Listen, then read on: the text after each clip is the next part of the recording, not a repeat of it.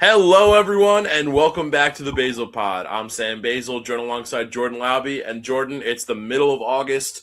We're just 4 or 5 weeks away from the start of the 2026 NFL season. So, like last year, we are doing our in-depth preview of the 2026 NFL season.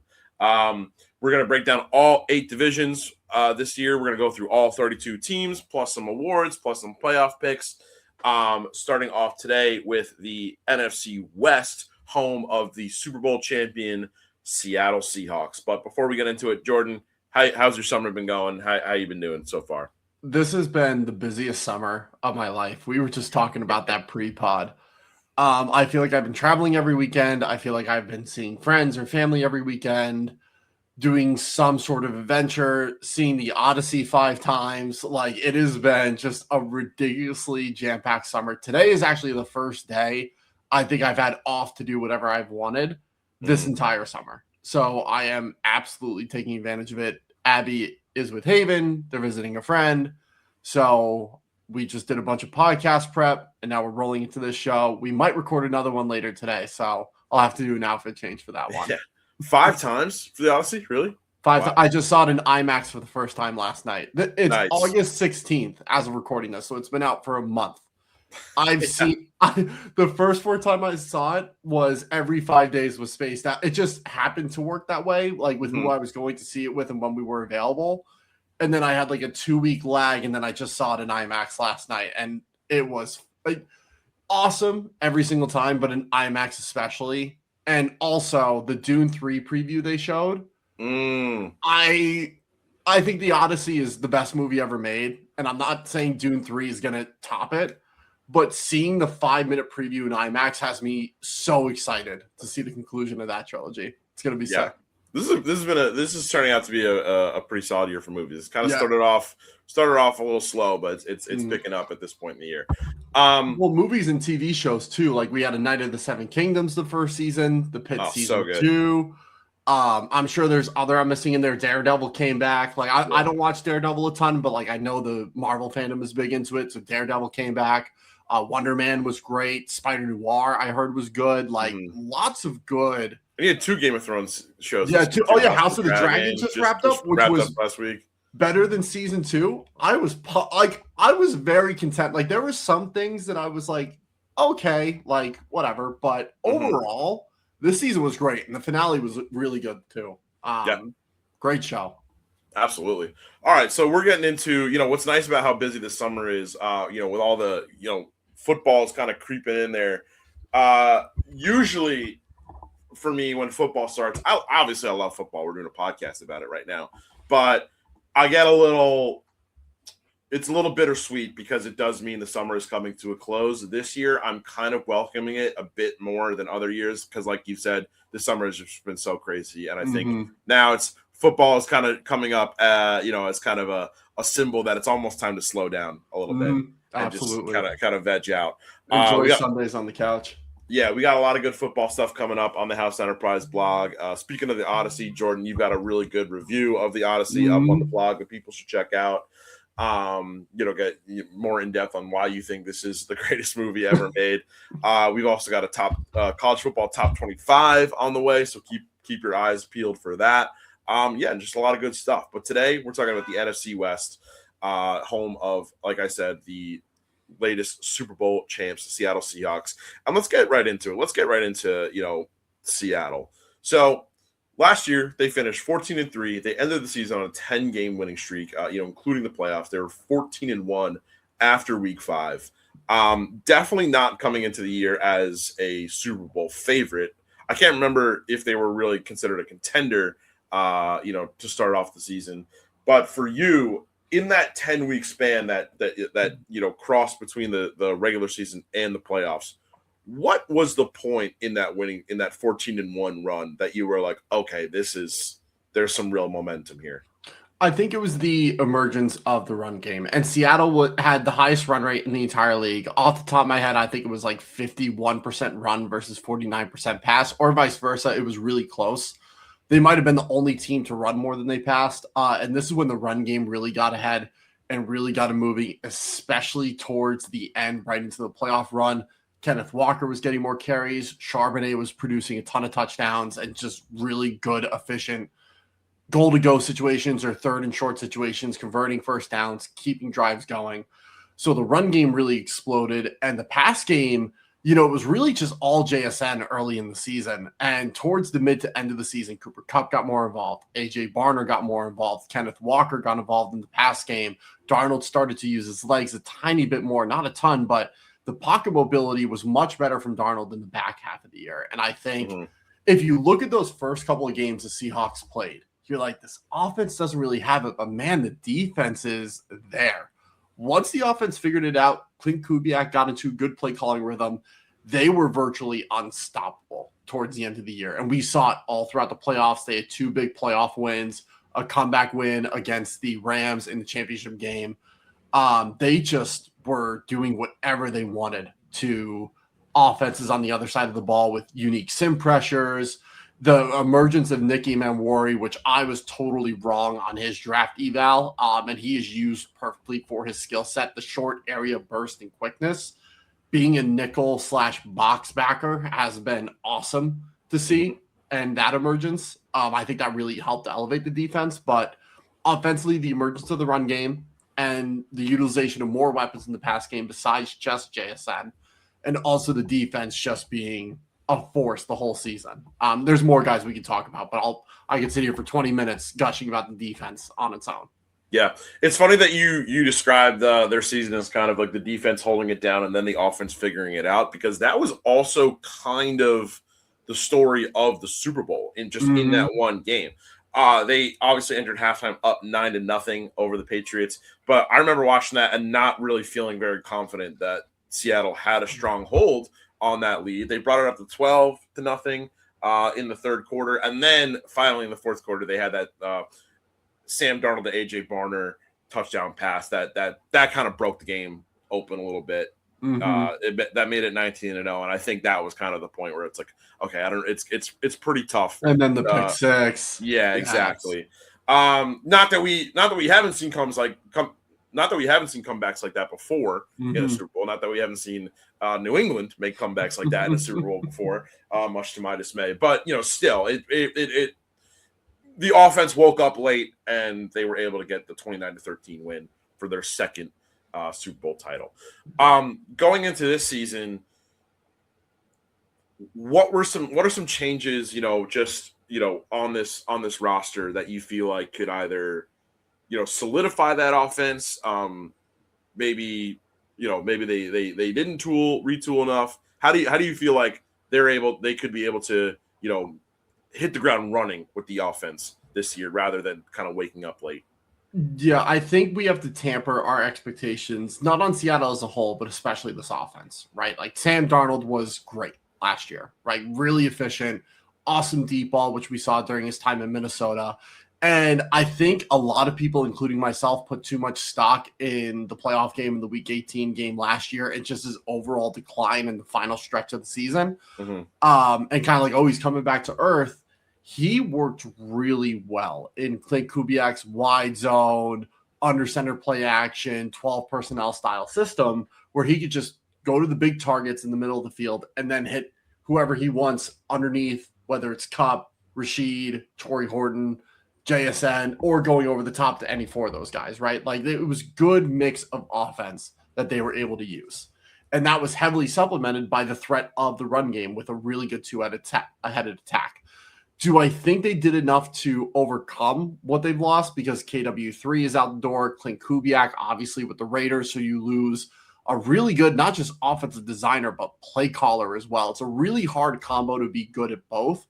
And Clint's one of those guys who can do both at a really high level. So interesting to see what Brian Fleury brings over from the Rams, who were heavy in 13 personnel, which we'll get into later. But overall, the offensive additions we have to wait and see with the run game. We have to see what Jadarian Price is. We have to see what Zach Charbonnet can offer, what Emmanuel Wilson's involvement is going to be, if at all. George Halani, maybe, who was an RB4, RB3 for most of his career, now might be the RB2 until Sharps comes back. Like, there's just a lot of beige flags, wild cards, mystery boxes in that backfield right now. Plus, how differently this offense is going to operate. They're going to lean more on the heavier personnels. And when they need to spread it out and pass it, they will, but it's going to look much different from the previous year. So it's tough to outlook what the additions and the departures are going to spell for in terms of this offense to stay on rhythm. Yeah. What do you like about this draft class? It seems like they went very defensive. How do you feel like that kind of helps them out this year? I think it helps them out because it just brings more reinforcements. They have an aging roster, even though they are very effective. Leonard Williams is up there in age. DeMarcus Lawrence yesterday just announced this is going to be his final season. And they just lost Boye Mafe. So I think they're loading up in other areas so they can go take a big swing at edge next year, whether in the draft or through free agency. But they're making sure they're settled at other positions. Like Bud Clark got added. He's good safety out of TCU. Julian Neal and Andre Fuller, 2 corners, and Michael Dansby, a 3rd corner. So going for 3 corners when you already have a really good corner room to begin with is interesting. One of those will probably get in the rotation. Another one will be a special teamer. Another one's a practice squad. So they're going to be filled out. They'll be deep at corner regardless, all coming in the same class. Other than that, Bo Stevens at guard, Emmanuel Henderson at receiver, just good depth, solid addition pieces. But the only real home run hitter I see in this class, and I don't mean that, literally because of his position, but Jadarian Price is a running back, who has that home run threat ability, right? And was Jeremiah Love's backup. I can't remember the last time. I'm sure there's a stat on it somewhere. But 2 running backs from the same school going in the first round of the same draft. Like, that's really neat to see between those 2 and the different skill sets they provide. I would like to see Price be the lead back until Sharps comes back and then do the 1-headed or 2-headed attack like they used to do. But again, that's the tough part with rookie running backs. They're not really in pads until the preseason games when the hitting actually starts. And then even then, you don't get a good look until week 1 or 2 of what that running back's going to provide you. You can get an idea, but pretty sporadic in terms of the outcomes based on preseason outlook for rookies. Yeah. Let's get into some dark horses, starting off on the offensive end. You've got Elijah Arroyo, the tight end. Mm-hmm. What can he do? Why are people maybe underrating him? And then what could he do to defy those expectations? So he was a day 3 pick coming out of Miami in 2025. And the big thing with him was his athleticism being that move tight end, kind of the big slot, H-back, kind of can put him wherever you want in the offense. There was a lot of prospect in that. And he had a couple of good games last year, but injuries kind of derailed the back half of his season. And then they didn't really use him much in the playoff run because they didn't need to. But what could help with this is the aforementioned Brian Fleury, which I brought up earlier, and the Rams' heavy usage of 13 personnel last year. Now, Fleury obviously wasn't the one calling plays for the Rams. That was McVay. But he did have a hand in helping design the offense. And he's also their former tight end coach as well. So you have a guy who's a tight end specialist coming from a team that is the pioneer of revitalizing 13 personnel in the NFL. And then you have a really athletic option in Arroyo, who's probably going to be your tight end 2 behind A.J. Barner. And A.J. Barner's great. He's more of that inline, big body blocker, jump ball in the middle of the end zone type guy. Where Arroyo is you can move him around. He's flexible, he's moldable, whatever you want your offense to be, put him somewhere and he'll make it happen. And I'm not saying he's going to be the best tight end to ever play or not even a top 10 guy, but I think in real football terms, he's going to create a lot of mismatches for teams to handle, especially if they lead into the 13 and 12 personnel sets that the Rams like to specialize in. Yeah, absolutely. And then on the defensive end, you've got Ty Okada as your dark horse. Mm-hmm. And a lot of people see, and not to bring up the game and worry, but they see safety on his position and think the traditional over-the-top safety. Mm-hmm. Safety has a broad definition nowadays, especially since within his role. So he's more that nickelback star role where he is in between a true nickel defender and what we call a dime back. So when they bring that 6 DB on the field, he would bump into linebacker, right, to cover those faster tight ends or running backs out of the backfield. Like that was his specialty, right? But that frees up more time for someone like Ty Okada to come in, who's going to be replacing Kobe Bryant, who just got picked up by the Bears in free agency. So he's going to be projected to be one of their starting safeties, and I think he's going to hold the spot. But last year, he started in the back half of the year. And in games where he played 45 snaps or more, there were 9 of those games. He had a 77.9 passer rating allowed in those games.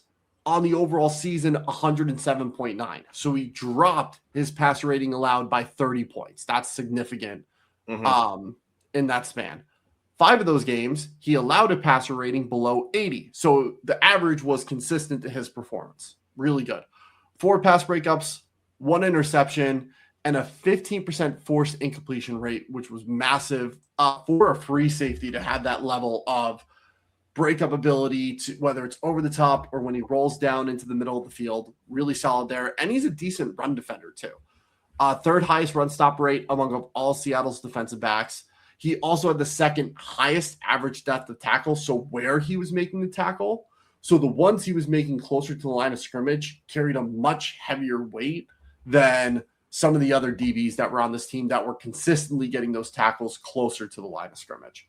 And he also had the most solo tackles against the run out of all Seattle DBs with 12. So he's not afraid to get his head in the pile. He's a decent coverage safety, whether it's in-man coverage or just floating over the top or underneath. And I think he's going to fill in pretty well for what Kobe Bryant's going to leave. Yeah. Yeah, absolutely. I mean, it's interesting,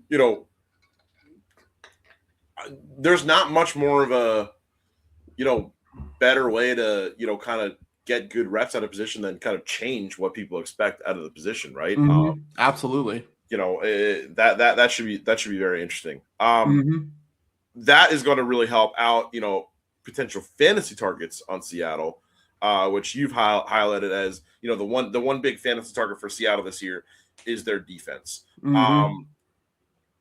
Feels like the story of my life, really, that Seattle has been, a prime defensive target. I've been playing fantasy football for like 15 years now, and there's never really been a year where Seattle has not been a choice, a good defensive choice.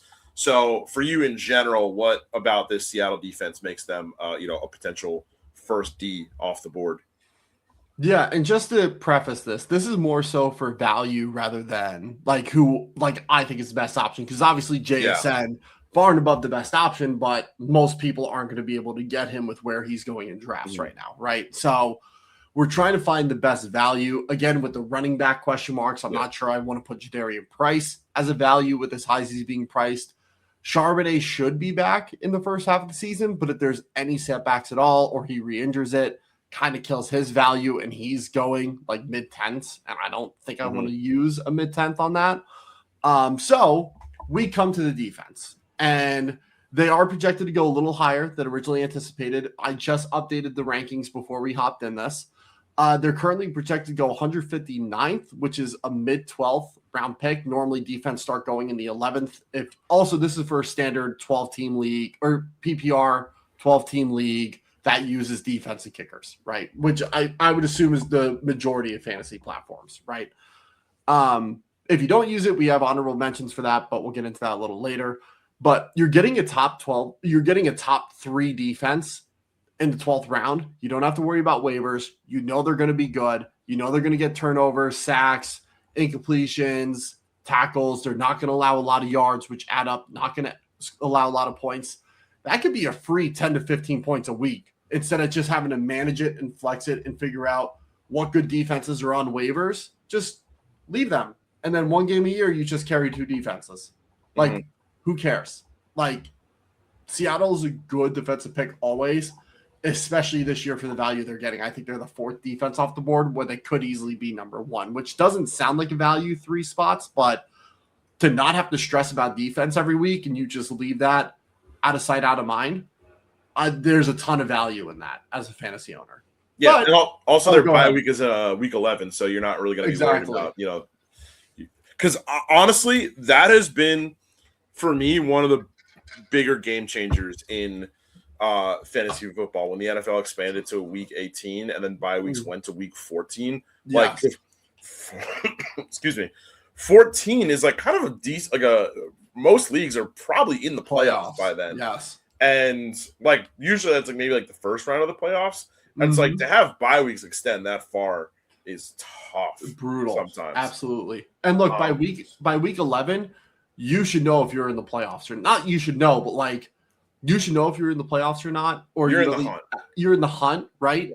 Who you're picking in the 12th round, 99% of the time is not going to impact your ability to make that push into the playoffs, right? Like very rarely. It's a dart throw, and the if you would even start them at that point in the season, if you drafted well before that, like use your 12th rounder on the defense. That's how I play. I play in a couple defensive leagues. I try to always get my defense right around value, and I try to get a top 5 every year so I don't have to worry about it. And when it works great. When I draft bad in other places, the team's reflected by it, right? Like it's not a stupid thing to take a defense in the 12th round, especially one like Seattle's. But if you don't play with defenses, honorable mention, AJ Barner, yards more than doubled, targets nearly doubled from his rookie year. He had 6 top 10 finishes, a good amount of touchdown grabs. He's good backup tight end value. He's going in the mid 18th, so he's going at the end of drafts. So if you're looking for a backup tight end or a tight end 3 for the deeper leagues, AJ Barner is a good shot, especially for best ball. Like if you play best ball and you just need a 25-pointer from your tight end, good chance AJ Barner could probably get it for you. It's probably going to be the 1 of 3 times he does it, but the chances are high just because he's a massive red zone target. Absolutely. And then just, looking at their outlook for 2026,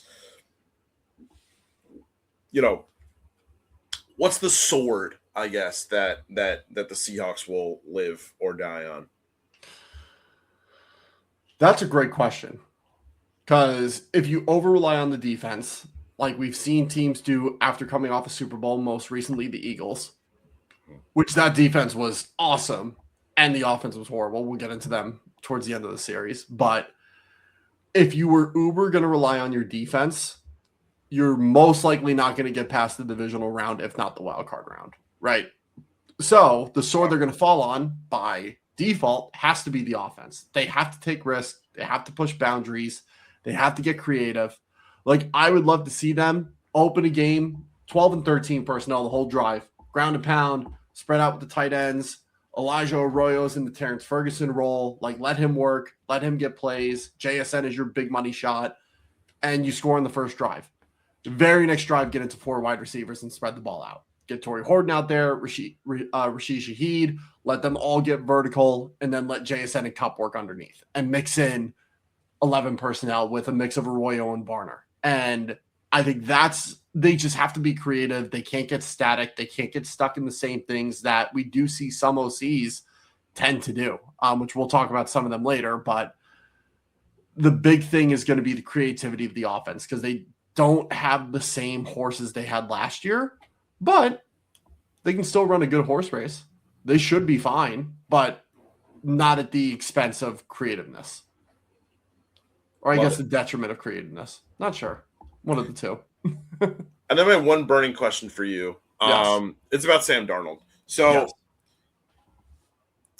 I'm trying to figure out a way to frame this, but obviously Sam Darnold gets drafted by the Jets in 2018. There's some high expectations. 3rd overall pick.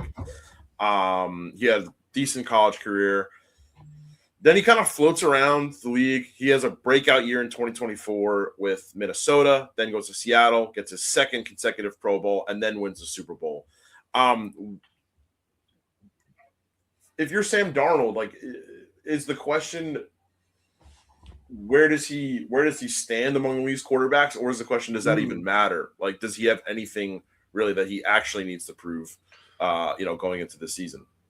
Well, I mean, you don't want to be the one-hit wonder. You don't want to win one Super Bowl and then revert to what you were early in your career, right? I don't think that's on Sam's mind anyways. I think what's on his mind is getting back to the Super Bowl, getting back to playoffs, trusting what he's put on tape the past 2 seasons is going to carry him for the rest of his career, right? Because we know he has the ability to go deep. We know he has the quick throw, quick process ability.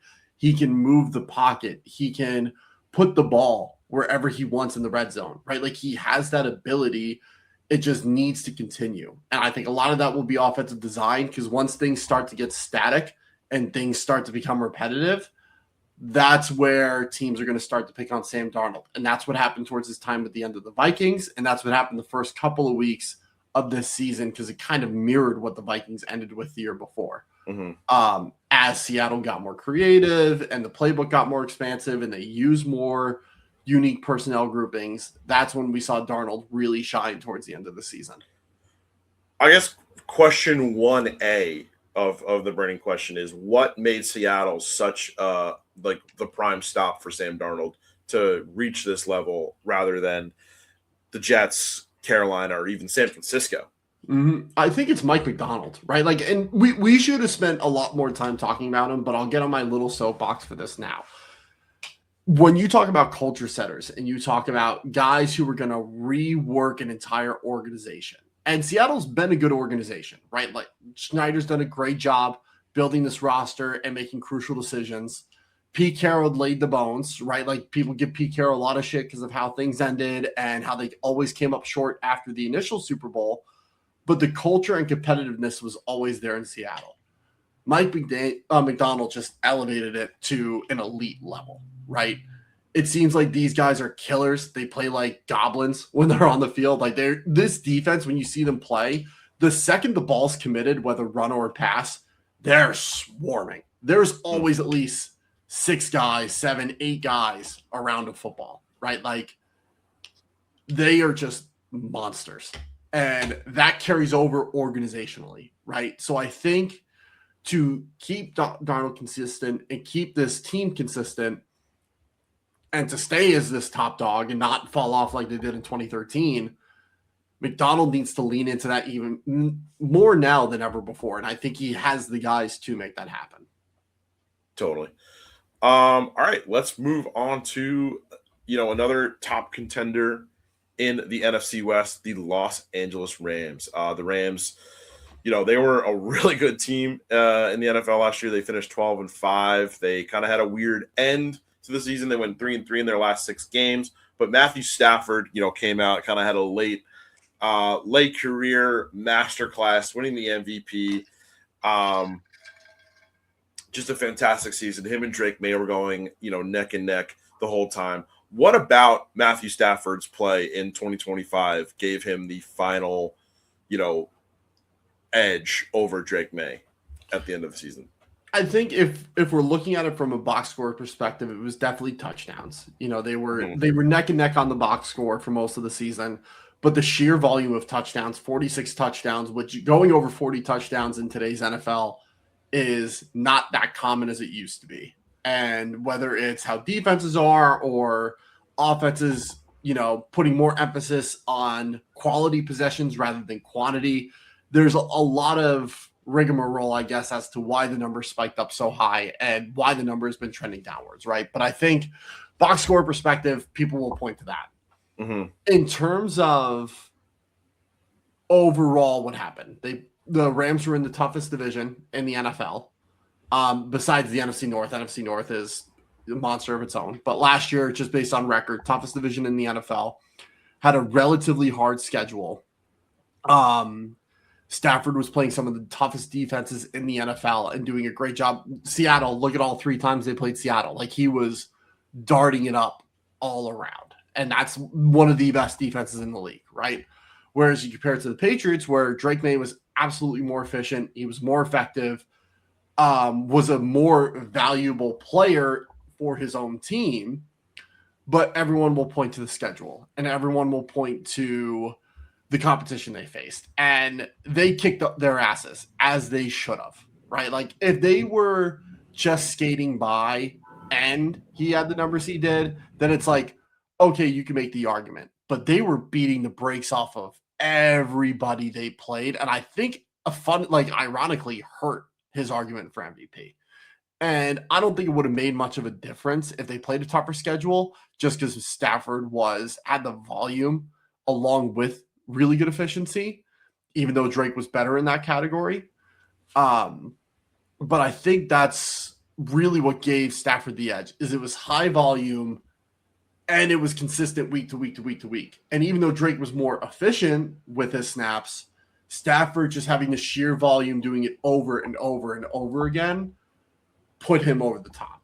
And I agree with it in principle. Like, I think Drake should have won from like the analytics and EPA perspective, but In terms of qualitative football, absolutely Stafford. Yeah, absolutely. All right, so Los Angeles' playoff run was very interesting. To me, it was marked by just how close every single game was. 34-31 over Carolina, 20-17 over Chicago in overtime, and then they obviously fell to Seattle 31-27 in the NFC Championship game. What about some of LA's offseason moves will allow them to kind of break games open a little bit more in the playoffs come 2026, 2027? They definitely wanted help in the secondary. That's why they went and traded for Trent McDuffie, who's, we'll talk about corners later, but easily top 10 corner in the league, arguably top 5. Then they wanted to upgrade at edge, which Jared Verse is very good. There is nothing wrong with Jared Verse. He's going to be a very good defensive lineman in this league for a very long time. So this is nothing against him. But if you have the opportunity to go get Myles Garrett over Jared Verse for what looks like to be the final year in the Super Bowl window the Rams have built for themselves, you do it 10 times out of 10. We're looking at arguably the best defensive lineman in NFL history if he keeps this consistency up, because he's been ridiculously efficient and productive the past 4 seasons, like historic levels that we haven't seen in a while. We talk about, force multipliers and guys that are the 1 + 1 is 3 effect. He's 1 + 1 is 4, right? Like he is so dominant in a vacuum on his own and his one-on-ones, his diagnosing of the run game, just causing havoc overall. In that vacuum, when you expand it out, it lets the rest of the defense play looser. And the Browns have had one of the best defenses in the NFL year over year, but their offense has been so bad that it's gone to complete waste and no one talks about it, right? So getting someone like Garrett, who is that 1 + 1 is 4 defender, bringing him to a defense that already has studs on it. They got Kobe Turner, Byron Young, Braden Fisk can catch lightning in a bottle here and there. Josiah Stewart was good as a rookie. And then you put Myles Garrett on the front. Tierra Tart is another, or Poona Ford. It might be Tierra Tart. No, he's on the Chargers. Poona Ford is another guy on the D-line. Like, they have some dogs up and down that defensive line. And now you add Trent McDuffie to that secondary. Quinton Lake, who we'll talk about later, is going to come back healthy. Cameron Kitchens is developing as a good safety. Like, you've just added 2 of the best weapons at their positions to a defense that was already top 8 defense this past season. Like, they knew they lost because of their defense, because the offense was great most of the season. So now let's go get 2 of the best defenders. Like this, if everyone stays healthy, both sides of the ball, there is no reason both sides of the ball can't finish top 5 in the league. Absolutely no reason whatsoever. Yeah.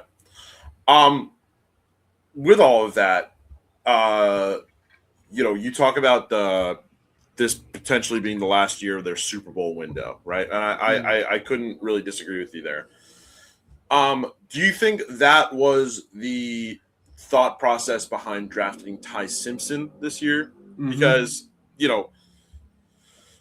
in other years where you have kind of an aging quarterback like Matt Stafford, who's still good, can still play, obviously, at a high level, a guy at his age, it would make sense to draft a guy like Simpson like they did this year.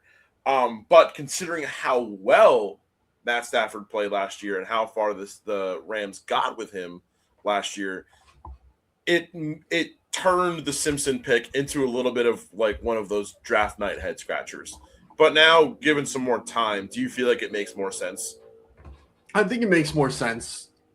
Just in terms of the Super Bowl window, adding Garrett, getting Trent McDuffie in the door, potentially bringing in Aaron Donald.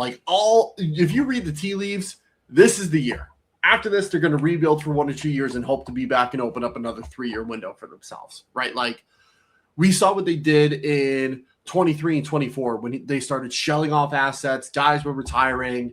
They were flipping things for draft capital. Like, they were all about fuck them picks. They had a hell of a lot of picks in 23 and 24, right? Like, to rebuild this roster to get ready for another run, right?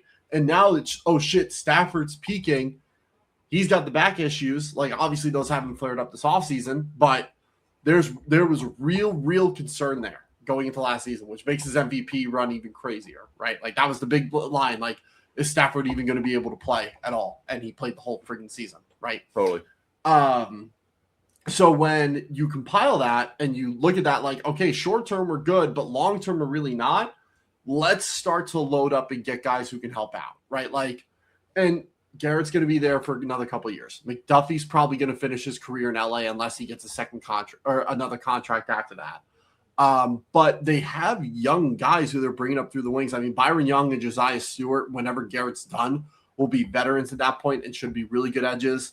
Kobe Turner, Poona Ford, Braden Fisk, like Ford's on the older side, but Fisk and Kobe are still really young. So they're going to be good on the D line there. Jalen Watson, who they brought in over from the Chiefs. I don't know if he'll ever become CB1 whenever he's done there, but McDuffie's still young. I think he's 26 years old. Like, he's probably going to spend another 4 to 5 years in LA, if not longer, right? Like, they're loading up and getting deep in the right spots. This way, when this roster eventually does turn over, they have a quick turnaround after a year or two, and they're right back to a top dog. Like, they're doing this the right way, as they've done before, because obviously they're back to they're even better than what that 2021 team was. At least last year they were, and they project to be even better, assuming Stafford stays healthy and the defense plays like a top 5 defense, which they should. Absolutely. And let's get into some dark horses. You're going tight end again on the offensive end. Terrence Ferguson, what do you like about this guy? He didn't get a lot of volume, but we talk about efficiency, we talk about what we see on the field, and we talk about usage and personnel groupings, which is like the mainstay of the show today is personnel groupings and the emergence of 12 to 13 personnel.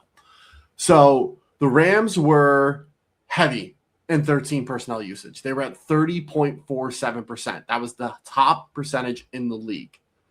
The next closest team was the Steelers at 14.17%. And then the Cardinals at third at 10.52%. Like, by far, doubled the next closest team. And then tripled the team in third in terms of 13 personnel usage. So 3 tight ends on the field. So opportunity alone, Terrence Ferguson checks that box. Then what he did with the opportunities that he got, right? Over the last 4 weeks, or from week 13 to week 17, they were in 13 personnel 57% of the time. Or excuse me, Terrence Ferguson played 57% of the overall snaps and then was in 13 personnel for all of those snaps. Mm-hmm. That was the mix-up I had. But 57% of his snaps for the whole season came within this 4-week window, and he was on the field every time they were in 13 personnel, which they were in the most in the NFL. Okay? So there's that. Their EPA per pass and EPA per play when they were in 13 personnel was 0.5 and 0.23 respectively. So that means every 2 passes they ran in 13 personnel, they added a point to their score. And pretty much every 4 plays they were in 13 personnel overall, they added a point to their score. That's a big deal for a team that's running it for 20 to 30 plays out of the game. Like, that's massive. That's a touchdown or 2 extra a game just from being in 13 personnel. That's unheard of. League average for those for EPA per pass, or excuse me, next closest team was the Cardinals at 0.24 and Pitt at 0.01. So the next top 2 teams were, in terms of usage, were half of what the Rams were doing. If no one's following, let me recap. The league average, will make this easier, for EPA in 13 personnel was minus 0.02 or minus 0.02. That means teams were losing points every time they were in 13 personnel on average. The Rams, every 4 plays were adding a point.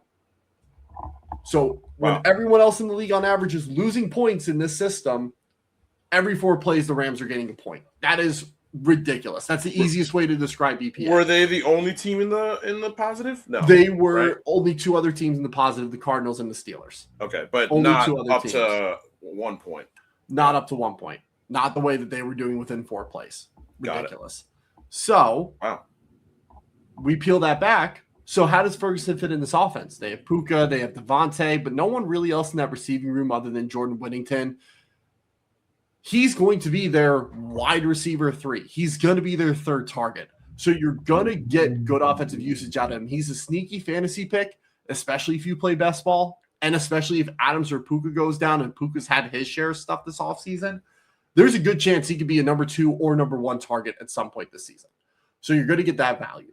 But when we're talking about football overall, the mismatches you're going to get with him being in the slot or out wide, remember, he's listed as a tight end, but 70% of his receiving snaps, he was in the slot or was in the wide receiver spot. The versatility with him is endless. And he's a vertical stretcher. His average depth of target was almost 20 yards downfield on average, right? Like, this isn't just your normal tight end who's going to be used underneath and maybe in the red zone. He can stretch the field vertically. He can get yak underneath. He can block on the edge. So now teams have to worry about the run game. Like, he only had 11 catches, but 9 of them were first downs. Like, this is the type of player we're doing. And now you want to give him more volume in this offense. Sky's the limit for Terrence Ferguson. Sorry, I'll get off my soapbox now. But no, love it. Let's get into your defensive dark horse, Quentin Lake. What do you like about him? So I think he's one of the most underrated nickels in the league. Now, I don't think he's a top 10 nickel, but he did not get talked about a lot. And nickel is probably the most important position on defense as we see the emergence of these nickel-heavy defenses, right? So he was healthy from weeks 1 to 11 this year, and he played over 100 coverage snaps in that span. Comparing him to 37 other nickels who played over 100 snaps in the slot. He had the 4th most snaps at 260, the 11th most targets at 33, and allowed the 13th most receptions at 21. So got targeted a lot, but compared to how much he was on the field, guys weren't really throwing his way. Mm-hmm. When they did throw his way, here's what's happened, or what happens, or at least when he's on the field. He allows 0.8 yards per snap when he's on the field, which is 8th best in the league, 8th lowest. He went 8 snaps without even getting targeted on average. That's 7th best in the league. And then would go 12.5 snaps without allowing a reception on average. That's 6th best in the league amongst corners, or nickels, excuse me. And then passer rating allowed for the people that want those more box score numbers, 80.8 passer rating allowed, 13th lowest, good. He allowed 69 yards after catch overall, that's 9th. And 3.3 yards after the catch per reception. That was 3rd best in the league. So he's shutting down receivers when they get the ball in their hands. They're not even looking his way most of the time, and they're not even taking the shot to throw it. And when they do throw it, he's either breaking it up or locking it down once the guy catches it. Like, good, decent run defender, good in coverage. That's what you want out of your nickel. And I think he's going to, especially with McDuffie there now, that's even less space he has to cover that McDuffie's going to blanket, right? So now he can play more aggressive. And I think we're going to see him not make an all-pro push, but definitely Pro Bowl consideration this year. Love it. All right, outlook. I'm gonna blend the outlook and the burning question here, if that's okay with you. Do we want to go over the fantasy target first? Oh, yes, of course. Fantasy. Yeah. We'll be quick with this. Kyren Williams, what do you like about him? Yeah, so he's currently in the early to mid 3rd round range, currently 28th overall on the entire board. He scored 13 total touchdowns in each of the last 3 seasons. Great fantasy value for that alone. And they have one of the easiest running back schedules this year. They have 4 games against the 4 bottom rush defenses from the year before. That could be 4 massive wins for your team. And you're going to, so why wouldn't you use a 3rd round pick to get someone who's going to give you 4 additional wins on the year? Maybe you lose one of them, 3 additional wins with a 3rd round pick, which is what you expect. That's easy return. Touchdown consistency is there. Even with Corum splitting snaps with him last year, he was still uber productive. And they have an easier running back schedule this year than they did last year. I think Kyron's a home run pick in the 3rd round. Love that. All right, so the burning question, we're talking about the Super Bowl window. The burning question for me is, and it's kind of like a two-parter-ish. Is this the best year since the first Super Bowl that they got with this, general construction of the roster? Is this the best year of the window for them to be a Super Bowl contender, or have we already passed that year? If it is, what will get them there? And if it isn't, what do you need to see them kind of fix before the playoffs to get them there? Mm-hmm. This is the year, especially if Aaron Donald comes back, because you don't even need him to play. I think we talked about this on the offseason recap show last month. You don't even need him to play 70% of the snaps. If he plays 50 to 60% of the snaps and the vast majority of them are in pass rush situations, like, good luck. No one is stopping this defense from wreaking havoc. The offense has to stay on schedule. Puka's coming back. Devontae's coming back. The tight end room is improved. The running back situation is better, even though they didn't really add anybody. They're bringing back the same two guys that ran this offense in the running game last year. Stafford, even if he takes a little bit of a step back, as long as he's consistent, that helps. That's all you need. You don't need elite quarterback play for a team like this. You need consistent quarterback play. Consistently good, challenging to do.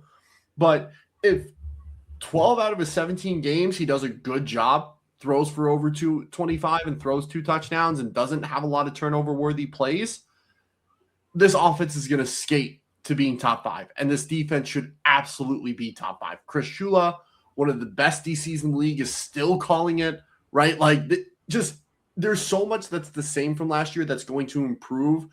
And you added these X-factor players in McDuffie and Garrett. And then the offense, you're getting better, younger players involved. Like, they are 100% competing for the 1 seed. And if they aren't the 1 seed, I'm honestly going to be disappointed. And as an in-division rival, like, for me to be giving this team that much praise, like, there's a reason they're the Super Bowl favorite right now. Yeah, absolutely. All right, let's move on to the third team in the NFC West, the San Francisco 49ers. The 49ers had another impressive season under Kyle Shanahan. They finished 12-5, but then they got smoked. Like, there's no real other way to put it. They got smoked by the Seahawks, 41-6 in the divisional round, as the Seahawks obviously went on to win the Super Bowl. For you, what was I'm looking at the notes right now. I'm laughing. I know what we're going to be talking about. What was going well for the Niners ahead of that loss? They were getting a lot of values out of the backups who showed up, and namely D Winters, who we're going to talk about a little later. Not in depth, but if they didn't get Dre Greenlaw back from Denver, holy hell, this linebacker room was going to struggle without him. And obviously, if Fred Warner doesn't come back healthy, but D Winters played out of his mind in the absence of Fred Warner. And I think that definitely helped spark this defense. Like, the defense wasn't great. They weren't even good in most cases, but he was a lone bright spot once Fred Warner went down and Nick Bosa went down, obviously. So losing 2 of the best players in their position didn't help. But the backups did their best and were crucial in key situations, namely D.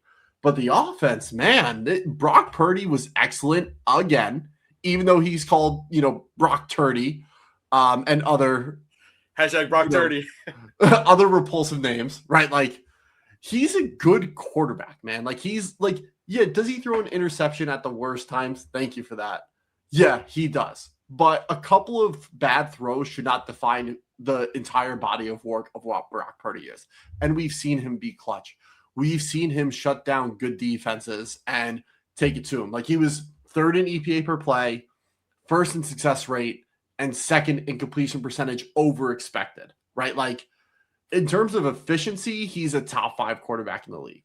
And the volume is there. Like, he can do it with his legs. He can do it with his arm. His receiving core has been beaten and battered year over year. And everyone's like, oh, well, he had a 1st-round pick at receiver, and he's got George Kittle at tight end, and they brought in the best running back in the league, and they have Trent Williams, best left tackle. Like, do you watch these guys play? Like, yeah, on paper they're great, but Trent Williams is constantly hurt. Kittle was hurt this year. CMC took a step back with his rushing. Ricky Pearsall has barely been on the field. Brandon Ayuk is out to fucking lunch, right? Like, the fact this team went 12-5 with Purdy's efficiency and with how bad the defense was is nothing short of a miracle. And it's a testament to Kyle Shanahan, how he calls offense, Robert Saleh, how he called defense, how they manage games, which has been the most questionable part of Shanahan's career. but he's done a better job at that, right? Like the overall collection of this team to go 12-5 with everything they had to deal with, including the electrical substation. Mind you, the toughest opponent, their strength of schedule should go up by 0.1 every single year just because of the substation. I don't believe in it, but I think it's really funny to talk about. Yeah. I was gonna lead into, because I wanted to do a disclaimer as I do every time we bring up Brock Purdy. I like Brock Purdy. I think he's great. Brock Purdy is just way too hilarious. It's the lowest hanging fruit, but I just find it way too funny. Yeah, all right. We'll do 30 seconds on the substation. Cool. Perfect. It's dumb. It's stupid. It's so stupid. It makes no sense. It's so dumb. It's the same thing with the Jaden Daniels thing with the number 5 as my tag today. 5. Dude, oh my God. Like, it's total bullshit. Like, it didn't happen. But it's the fact it got so out of hand and so mainstream that the same thing with the substation. Like, it just no scientific basis for it. But it's hilarious that's what has happened. Jaden Daniels is objectively awesome, though. So, whatever. Retire 5. Just do it. Exactly. Like, well, if you're gonna retire 5, though, like, which I'm, again, I went to Fordham, so I can't really really speak on I can't really have super strong opinions on LSU football. But just do it. Why not? I'm checking something. Oh, he wore 19. I was gonna say, did John Skelton wear 5 at Fordham? Fordham legend. John Skelton, he wore 19. Oh my God. Could you imagine? I mean, if you're gonna retire 5, though, like this is probably opening a can of worms that does not need to be open. But whenever I'm thinking about player jersey retirements, I do think it's important that there are other bars that are hit too. Mm-hmm. If you're gonna retire 5, you should probably also retire 9. I think 9 is retired, and I think that's really not right now. Or maybe it hasn't been retired yet. But I thought it was planned to be getting retired. I could be wrong. Well, also, retirement numbers are stupid in my opinion anyways. If you have a ring of honor that you have and you would just put their name in the rafters, do it. I personally don't agree with jersey retirements, especially in college, because you have 125 guys on a roster. And I think it's lower now, but still 100 plus guys on a roster. There's 100 numbers. You have to duplicate some. You're just, I don't know. You're creating more issues. You can honor players by not retiring their number, in my opinion. Do you buy into the Michael Irvin camp? Yes. Okay. Yes. Exactly. I don't necessarily agree with Michael Irvin there, but I think it's a good take. I like number retirements. I think they're interesting and fun. Sure. I can't wait for Landry Shaman's number to be retired by the Knicks, but but I think he makes a very compelling argument. Yes. And that's where I land is you should be remembered for your play on the field, not the number on your jersey. Which if your jersey is worthy enough to be retired, then your play on the field already spoke for itself, right? That's where I land with it. But totally. That's that. Anyways, back to the substation is dumb. Whatever. Why don't you move on to something like Brandon Aubrey's kick instead of hitting the jumbotron, hit the firmament of flat Earth or something. You know what I mean? I'm not a flat earther. I'm not a flat earther, by the way. The World Cup and hit the wire camera, the wire, dude. Oh my God. Yeah. Here's what did take a hit. This roster had some major hits that it took, especially on the depth side of things. Robert Saleh's gone. He's now the head coach in Tennessee. He gets a second shot. Juwan Jennings, probably the best wide receiver 3 in the NFL, goes to Minnesota, where he's going to prove why he is the best wide receiver 3 in the NFL. D. Winters, we already talked about. Spencer Burford, a swing guard, played when guys were hurt. Jason Pinnock, a DB5, DB6 for them. He goes back to the Giants. Brian Robinson, another good depth piece. He's going to go with Bijan in Atlanta. Should do well there. Kendrick Bourne, really good utility receiver. Khalil Davis goes to Cleveland, interior D lineman. I think he played 40% of the snaps last year, so significant. But then here are the big ones. Brandon Ayuk, out to lunch, never coming back. Mhm. And Ricky Pearsall, he was healthy his whole college career. In the NFL, he hasn't been healthy, right? Like, that's two big time receivers that you're losing. Like, if both of them are healthy, like, there's a lot this offense could do. And they probably don't go spend money on Mike Evans and then now on Deebo Samuel, right? Like, they probably get depth on the defense, which is what they need right now, right? Like, that's going to be the shortfall of this roster is if Fred Warner isn't 100% when he comes back, Nick Bosa isn't 100% when he comes back, this defense is going to struggle.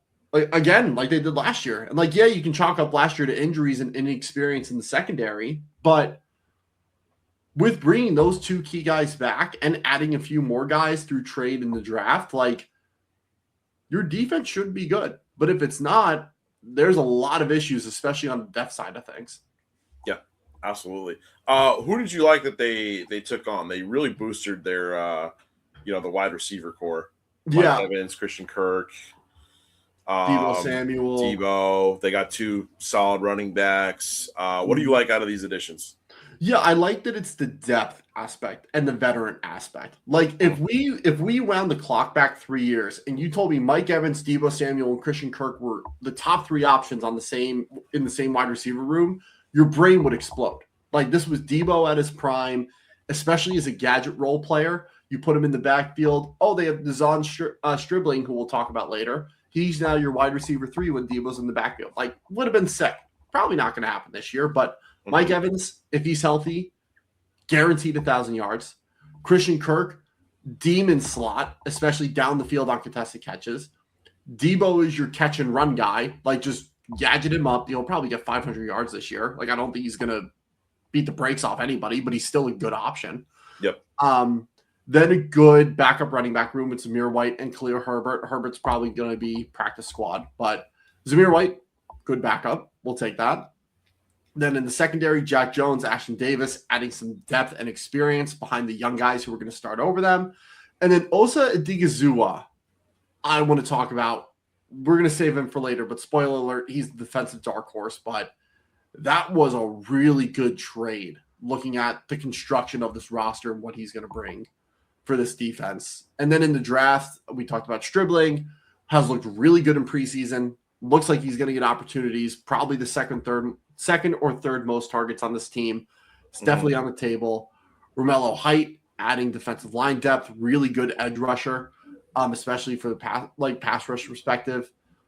Kalen Black, their obligatory third-round running back that they burn a pick on. And then Carver Willis, another guy we'll talk about later. But Grayson Halton as a D tackle in a D tackle room that was shallow and now is pretty deep. He's going to be a good change-up option for this defense, especially on the interior. I think he's going to be a really good addition overall. But I think they made additions at the right spots. It just the veterans have to stay healthy. And if they are, sky's the limit for this team. But I'm going to put money on half these guys are probably going to miss some time at some point. Yeah. I want to go out of order a little bit and then go straight to your fantasy target. You're talking about adding that depth. Mike Evans is your fantasy target. What value are you going to be getting out of Mike Evans at this point in his career? Yeah. So, and to preface this, every division we do fantasy targets for, I'm declaring one gem, like one fantasy value that you're going to get. Mike Evans is 100% that, right? Like, I did these notes probably 2 weeks ago. Since then, his projection has actually dropped. He's now going at the end of the 5th round. If you're getting a 300 points in yards from one player, and I know the injuries are a question mark, and he's probably going to miss a couple of games here and there, but we'll get into that. If you're getting a 3,000 yards and probably 100 receptions, you're getting 200 points at the end of the 5th round. That's really good value from your flex spot, assuming you haven't taken a quarterback or tight end, right? But even if it's a wide receiver 2, that's really good value. He's one of the most productive receivers in football history. From 2020 to 2024, those 5 seasons, for them, he had at least 11 touchdowns, 70 receptions, and 1,000 yards. You put those 3 numbers together at the minimum, that's 236 points per reception for every season. Your total points. Anyone would take that as their wide receiver 2 or their flex option, right? Like, that's really good value, and that's at the bare minimum. Then if you put those numbers together, at the minimum, he would have been the wide receiver 8 last year, and he would have been inside the top 12 in almost every season since 2020. Like, really good. It would be the best receiver that Purdy has ever played with from a fantasy perspective. Ayuk eclipsed 230 PPR points just once, and that was in 2023 when he had his really good year. Evans has done that consistently throughout his career, right? And this past season was the first time he missed more than 3 games. So if he's healthy and he misses his normal slate, you're just plucking, at the end of the 5th round, 240 fantasy points for nothing. Yep. Like, yes, the health is a concern. Yes, he's older. But he's going to be the number 1 target on this team when he's on the field. Like, the value you get from that alone. And let's say he's a flex option, right? Let's say he is hurt and he misses 6 games. It's not like you're relying on him to start as long as you draft 2 other good receivers, right? Even if you go receiver tight end and then you get another receiver in the 6th round. Like, there's really good play and versatility with getting Evans there. And I think the value is being completely understated with what he's going to bring to the table. Yeah, absolutely. Let's get into your offensive dark horse, Carver Willis. What do you like about him? Yeah, Carver Willis, rookie offensive lineman out of Washington. He has the inside-outside flexibility and versatility. Really good run blocker. He's going to open up holes and be a road grader in the run game for them. I think he needs to get more settled into his pass pro, which is why I think he's projecting as a guard. He's going to have less of those one-on-one opportunities. And he played all of his snaps in the first preseason game at left guard. Now, he's probably not going to start right away. But with how the injury bug has affected this O-line year over year, pretty much since COVID, he's going to get opportunities. And especially if they choose to lean on the run game more with McCaffrey, with Zamir White, let's say Sincere McCormick makes the roster, Isaac Guerrero, if he ever figures it out, right? Like they have a deep running back room that they can really lean on, especially if McCaffrey does take a step back in the run game. You're going to want someone like Carver out there to help pave ways, right? He's going to be a good long-term option, but I think in the short term, back half of the year, he could be starting and he could lock in a starting job for year 2. I think he's going to be solid. And your defensive dark horse. Also, Digazua, who we were talking about earlier, interior defensive lineman. Over the past 2 seasons, an 11 or pretty much a 12% pressure rate, 11.88. So pretty decent pressure rate for a D tackle. That's what you want out of a starter. In true pass rush situations, 16.75% pressure rate and an 18.4% win rate. That's really good for a defensive tackle. He played for the Cowboys last year. When the Cowboys got Quinnen Williams, he became elite. 20.4% pressure rate and a 20.2% win rate. If you're above 20% in true pass rush in pressure rate and win rate, you're in an elite group of defensive tackles, Quinnen being one of them. So the 2 of them together was awesome. In the run game, Osa also improved. He's been kind of known as a slashing 3-tech, a defensive pass rush or pass rush specialist, but at the D tackle spot, that's kind of been his, tag throughout his career. This was the best run defense he ever played. A 2.6% missed tackle rate, which was a career low. Coming into the season, he had a 16.78% missed tackle rate. So he cut that in an eighth, the amount of missed tackles he had.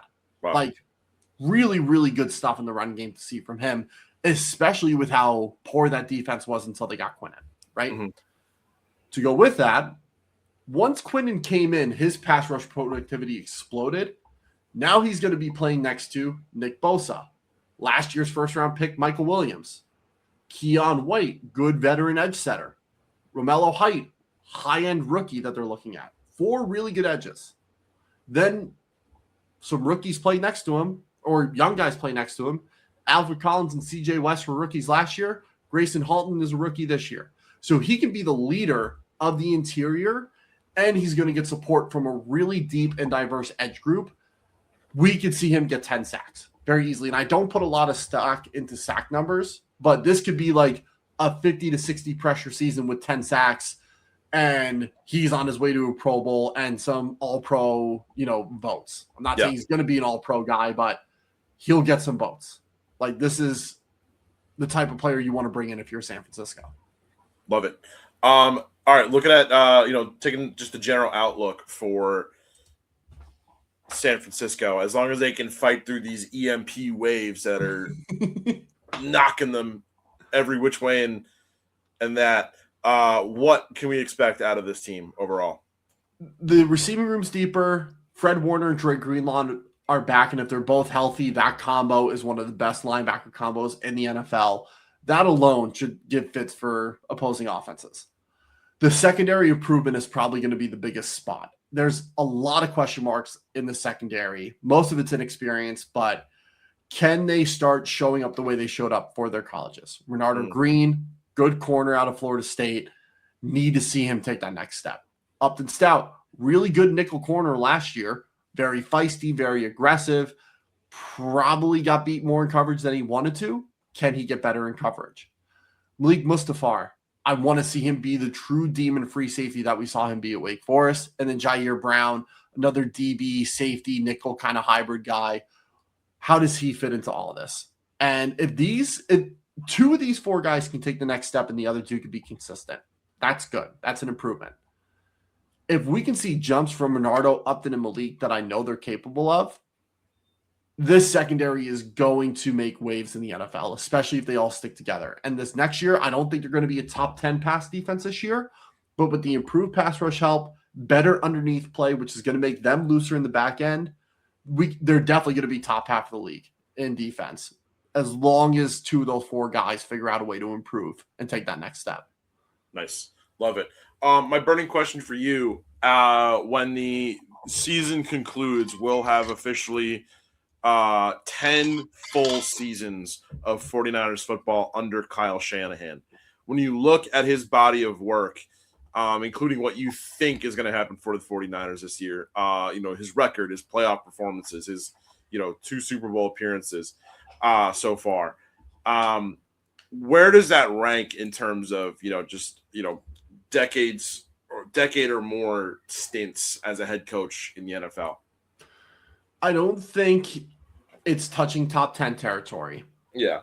But he has consistently been a top 5 coach in the league, especially when they started making those first Super Bowl runs in 2019, right? Like, he turned around a really bad roster really quickly, especially when he got Jimmy Garoppolo. And a lot of people were saying, and myself included, were saying a lot of heinous things about Jimmy Garoppolo and falling to the old trope of he's a winner. Like, he just wins game. He's a good quarterback. He had limitations. Kyle looked past that and tried to make the offense into something more than it could be, and it didn't. That's part of the reason why Brock Purdy is so effective. Like, Brock Purdy does have some limitations. He's more athletic than Jimmy Garoppolo, which definitely helps, but some of the accuracy stuff and decision-making pops up here and there, and the deep ball accuracy, when it's on, but when it's off, it's bad, right? Mm-hmm. Kyle Shanahan knows that, and he plays into Purdy's strengths. So I think in terms of adjustments over the course of the decade, it should not go understated. He has done a phenomenal job. But when we look at the stretches of all time, if he doesn't win a Super Bowl this year, which I don't think is likely, I can't put it into a generational conversation, right? Kyle Shanahan is going to go down as a top coach of all time. But in terms of this decade stretch specifically, I don't think it's not going to be in the conversations of decade stretches of coaching. Yeah. All right, cool. I think that's a very fair opinion. All Great right. question. Let's get into thank you. Let's get into our final team of the day. Yeah. the Arizona Cardinals. First batch on the notes, I'm just seeing ha ha ha ha ha ha ha ha ha ha ha. So, can you explain to me what is so damn funny? So, what's funny is Jonathan Gannon came in as a quirky football coach. Zoo, zoo, zoo, zoo. You feel that fire in your gut? Like, quirky coach. Quirky coaches, like Pete Carroll was quirky as hell for the time he came in. A quirky coach era. There's in various sports. Like, I feel like a lot of teams will have a coach every once in a while that says something very strange in their opening press conference. I mean, classic example, Duval, Liam Cohen, Mike McDaniel is another one, like very quirky dude out of the box, but just a genius offensively, right? Like you could be quirky, but you have to back it up with like some sort of culture and some sort of mentality. Year one, he's like, I don't give a fuck who we're playing. Like, we're coming for next. We're coming for bodies. Like, we're going to come to compete. And they did. They beat a really good Eagles team and arguably derailed the rest of their season after a Super Bowl appearance or coming up on a Super Bowl appearance. But they were a team that was riding high and were the best team in the league when they lost to the Cardinals when they were the worst team in the league, right? Then you have Monty Ossenfort making cool draft day trades and trading back and then trading back up. And whether, Houston won that trade or not is immaterial. He made good picks and he's did a good job that first year. So first year, Cardinals were looking great. Halfway through the second year is when things started to change. The Cardinals were looking good. I think they were like 6-4, skidded towards the end of the year. And at a press conference in the end of the year, they asked Jonathan Gannon, what does it mean to lose games like this? And this is when I changed my stance on who Gannon was and who he could be for this team. He said, we find the enjoyment in competition. And basically dismiss it as, well, wins and losses don't matter. Not that's what he said, but it stopped being about the wins and taking it to everybody you play and more to, we're just happy to compete and we're happy to be out here. The way this roster was built and who they added, like going into year 3, this should have been a year they were about to ascend and be a playoff contender and be a legitimate force in the NFL. And they had 2 close games early in the season against the Saints and Panthers. After that, they went 1-14. After a 2-0 start, unheard of. Like, I remember back, I think it was 2012, or maybe a few years after that, they started 4-0.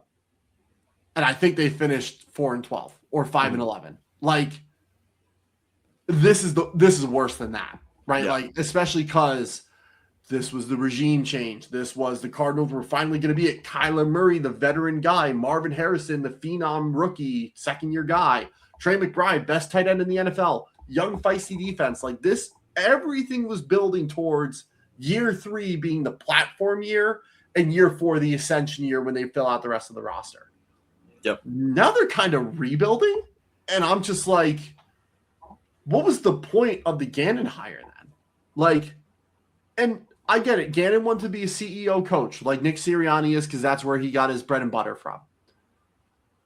But to let Petzing ruin this offense and run the same static calls, and the run game wasn't as good as it was after Clayton Adams left to take the OC job of the Cowboys, and the defense fell apart because they just didn't have the horses, and Nick Rallis just wasn't doing anything outside of Gannon's system. Like, he didn't add his own real flair to it. Like, other than, like, the 5-1-5 fronts that they like to run. Like, there was just nothing. No juice, no nothing from this team, especially in the last, like, 6 games of the year, right? Or in the last 9 games, excuse me. They allowed 35 points or more in 6 out of the last 9 games with a defensive-minded head coach. Granted, he's not calling the plays, but it's his culture and his team. And to start the year, after their 2-0 start, they lost 5 games in a row by 1 possession in each of those games. Could have easily been a 7-0 start. Very easily. But there was just no inspiration, no creativity. Everyone was just kind of doing their thing. And this team just complete opposite of my expectations after year 1 of Jonathan Gannon. Like, we were here, then here, and then we crashed when we should have been steadily and now here, right? Like, it's just incredibly frustrating. But hey, at least Trey McBride and Michael Wilson were cool. At least they did some good things. Totally. Like, it doesn't matter. We sucked. Plain and simple. It doesn't matter what we did. It's just so fucking frustrating, dude, being a Cardinals fan. Anyways, I'm done. Go ahead. So this was a big turnover year. Yeah. The end of the Kyler Murray era for Arizona. Any thoughts on, you really got into it just now, but any more thoughts on Kyle Murray? I'll keep it very high level. He's going to thrive in Minnesota. He finally has a good play caller, has a really good supporting cast, a good defense for once in his career, so this way he can get as many opportunities as possible. Kyler is going to break out. We don't get takey on the show. He is going to break out. He's going to play at a top 8 level this year. And Vikings already had a top 5 defense. And their offense last year, so many things went wrong. Kyler is not going to make those same mistakes, and this is the best situation he's been in. Mm-hmm. Like, if this is the only year, if I could pick any year for Kyler to have a great year and then go back to being average, this is the one. Yeah. Easily. Cool. All right. Let's talk about, some Highlights here, to kind of get out of the darkness a little bit. Your offensive dark horse. It's a pretty easy pick. Yeah. Marvin Harrison has to be, right? Like, he's finally going to be in an offense that caters to his skill set and what he can bring to the table. I'm not going to say it's a make or break year, but I think this is going to be a major tell of what the rest of his career is going to look like. Is he just going to be a wide receiver 2 type of guy, or can he be a true number 1 option X receiver who can do anything from any alignment? But to kind of warm up the conversation, I had 2 questions for you, Basel. Mm-hmm. Marvin Harrison has played 29 games in his career. In those games, how many times do you think he's had more than 100 yards a game? And then with that, how many times has he broken 75 yards in a game, do you think? In 29 games. I'm going to say he's broken 100 yards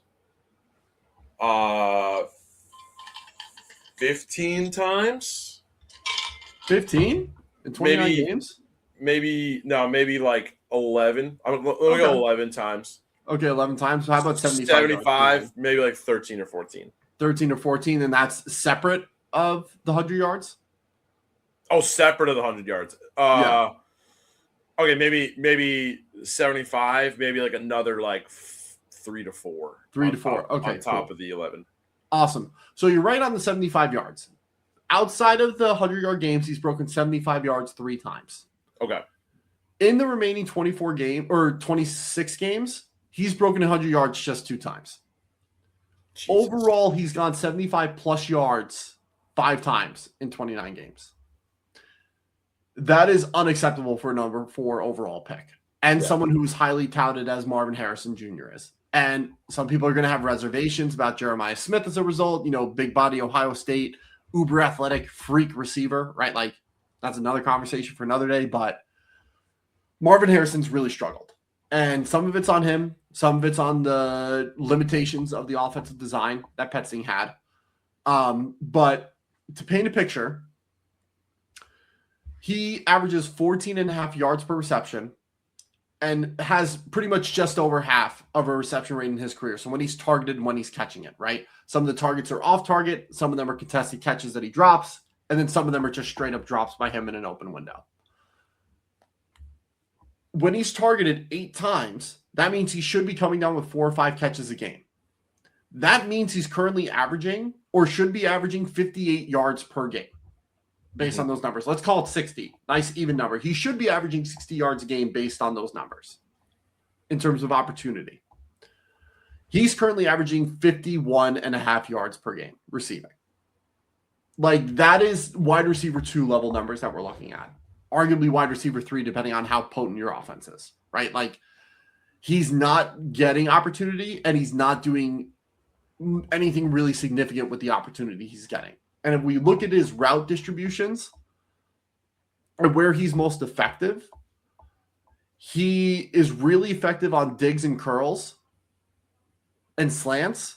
Digs and slants, he had a good chunk of percentage on. Over half the routes he ran were slants and digs, which is what he's most effective with. But curls, which is one of the most used routes in the league, he only ran 2.9% of the time last year. With the new OC they just got in Mike LaFleur, and I know Nathaniel Hackett's there, but he's not going to call the offense. He's going to help design. Mm-hmm. They run curls 15.4% of the time. So his opportunities on curls is going to go up by 7 times. Like, that alone is going to allow him to really open up this passing attack and open up his development. It's just on adding more slants to what is already a good route tree by him. And we saw that in the past 2 preseason games, the Hall of Fame game and the first preseason game. The route tree and distribution was so much better than what it used to be under Petzing. The slants number I'm a little concerned with. Marvin Harrison is really effective at slants, and Michael Fleur runs slants just 5% of the time from the X receiver spot. So hopefully we can keep adding those in. It doesn't have to be as much as Marvin was running, but if he can get to like 10%, Marvin should have a really good year just based on route distribution, improved offensive quality. Like, this should be a good year for him. But if it's not, I'm going to be really concerned. Totally. Let's get into your defensive dark horse, Denzel Burke. What do you like out of him? Yeah, second-year corner out of Ohio State, another Ohio State guy. Why not? I don't think he'll ever be a true cornerback one, but I really like his upside as a cornerback two, especially opposite Will Johnson. And I'm cherry picking a lot of games here, so feel free to give me shit in the comments about this. But he was really friggin' good when they weren't playing a division rival or the Bengals, who have Jamar Chase and T. Higgins and Joe Burrow, right? Like, so when they didn't play the Rams, Seahawks, or 49ers, and the Bengals, because it's the Bengals, he was one of the most effective corners in the NFL. Mm-hmm. And, yep, we're removing 7 out of 17 games, but that's still 10 games is a significant sample size. So this is what he could be if he gets up to the level that we know he can be. In those 8 games, because I think he missed 2 others for injury, in the 8 games where he wasn't playing those teams, he allowed 10 receptions on 26 targets. That's a 38.5% reception rate allowed. That was number 1 in the NFL in those stretches. That would have been number 1 over the entire season also. He allowed 3.2 yards after catch per reception, had 2 interceptions and 2 pass breakups, and here's the big number, had a 19.4 passer rating allowed. Wow. When you spike a football in the ground, that's a 39.6 passer rating. If you cut that number in half, just by spiking into the ground, if you cut it in half, Denzel Burke still outperformed that. Mm-hmm. Like, that's ludicrous. The next closest DB was 43.8 passer rating allowed. So he was pretty much a third down from that and was under the halfway point of just spiking a ball into the ground. Like, just stupid how good he was. He does need to improve against those top receivers, like I said. But when we look at that 8-game sample size with a shit ton of snaps, he was the best corner in the NFL. But in a vacuum, right? Like, I'm not saying he's the best or he's even a top 20 guy. But there have been flashes of very high-level cornerback play, especially from your cornerback, too. Gotcha. Let's look at your fantasy target. Again, another tight end, Trey McBride. Did I do 3 tight ends this episode? You did. Well, you did 2 tight ends. I did an honorable mention tight end. That's on right. you did 2 tight ends on the offensive dark horse. You got it. Perfect. Yeah, and AJ Barner was the 3rd as an honorable mention. Okay, either way, regardless. If you have a 2nd-round pick, which most of you should, don't get Trey McBride. Throw a dart. Fuck it. You get your tight end situation figured out. In a perfect world, you can get McBride and Brock Bowers, and you don't have to worry about a flex spot. Like, just go for it. Screw it, right? So anyways, he's currently projected to go 25th, which is the end of the 2nd, early 3rd round. I probably am going to take him in most leagues at the end of the 2nd round, if I have that pick. Just me, based on the value. He's had 140-plus targets in each of the last 2 years. He's had the 10th most points per receptions, or he had the 10th most PPR last year overall. That would have made him the wide receiver 4. And you're getting him in the wide receiver 10 to 15 range if you're treating him as a wide receiver. That's stupid good value, and you're getting that at a premium spot in the tight end grouping, right? Like, That's great there. When Jacoby Brissett took over, he moved up. He had the 5th most PPR points, or I guess the 5th most PPR, and he would have been the wide receiver 2. So you're getting a top 5 value play production at the end of the 2nd round at a spot that doesn't have a lot of good players in it. They're going to be playing behind often too. He's going to get a shit ton of opportunities. I would go for McBride. If you don't want to take a tight end that early, I do have another option. Michael Wilson.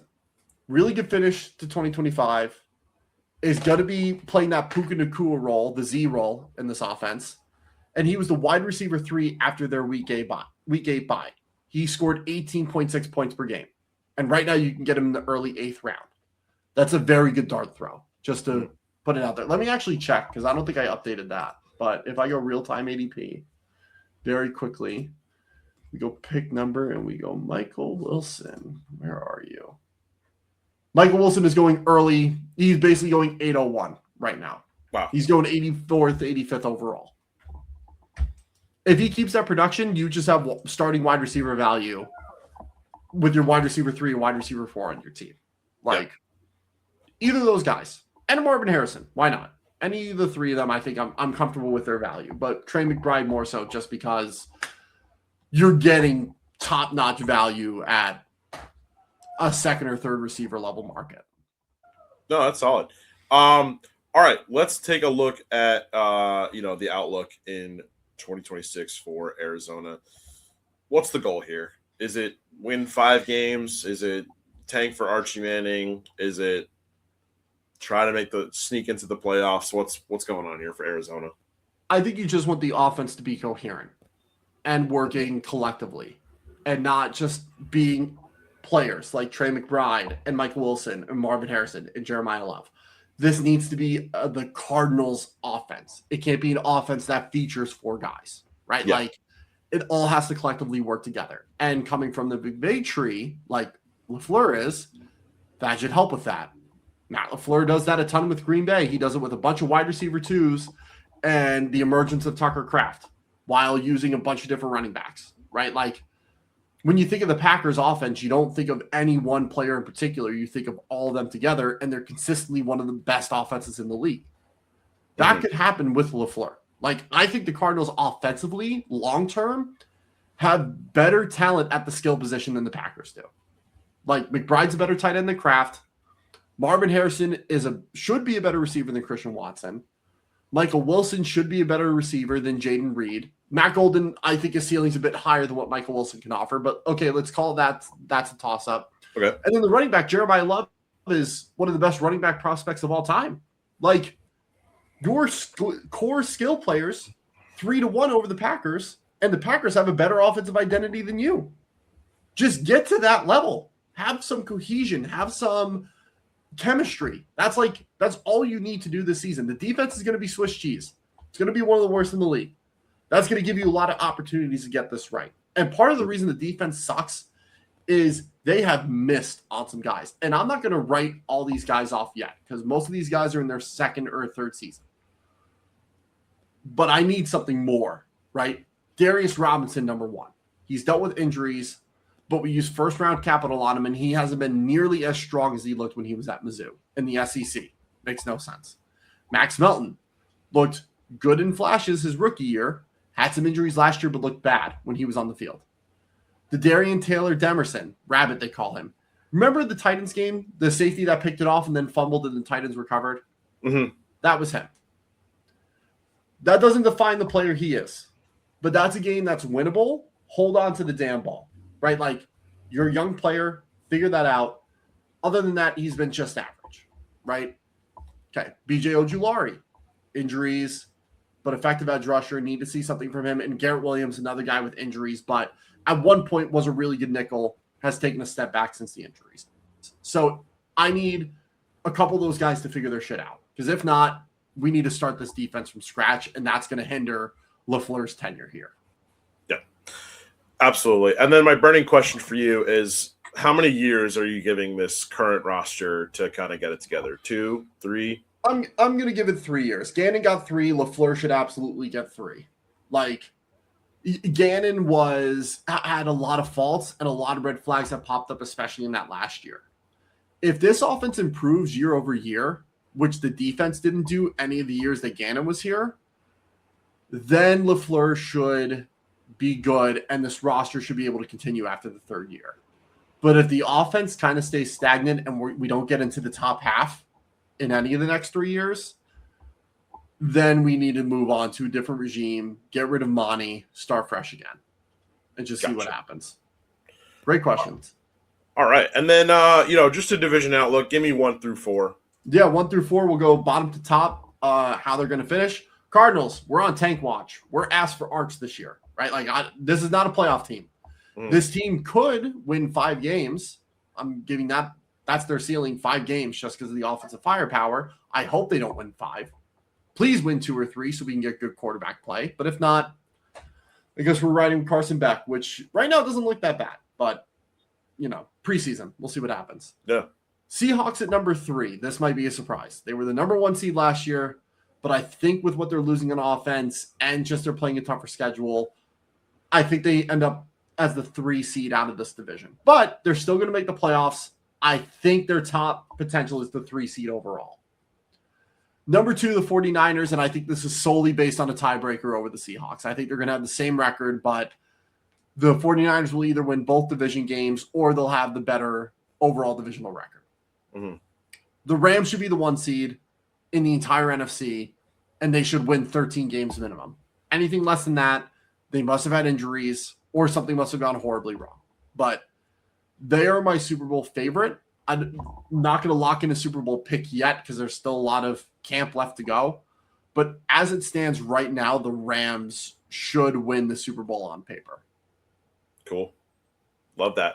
All right, Jordan, that's our first divisional preview in the books. If you're watching, if you're listening, make sure you follow House Enterprise on all of our socials, which you can see scrolling below. If you're listening to this podcast, you can see that linked in the description. Jordan, make sure everyone follows you at Jordan Laube FB on X. Make sure you follow me on all the socials that you see below and the ones that are linked in the description of the audio podcast. We got a lot of good stuff coming up on houseenterprise.com. Make sure you check out our upcoming college football top 25, our continuing NFL coverage. And then, we're right after that, we're getting pretty close to college basketball season. So the House of College Hoops will be in full swing come this fall. So for Jordan Laube, I'm Sam Basel. This has been the Basel Pod, and we'll see you guys next time.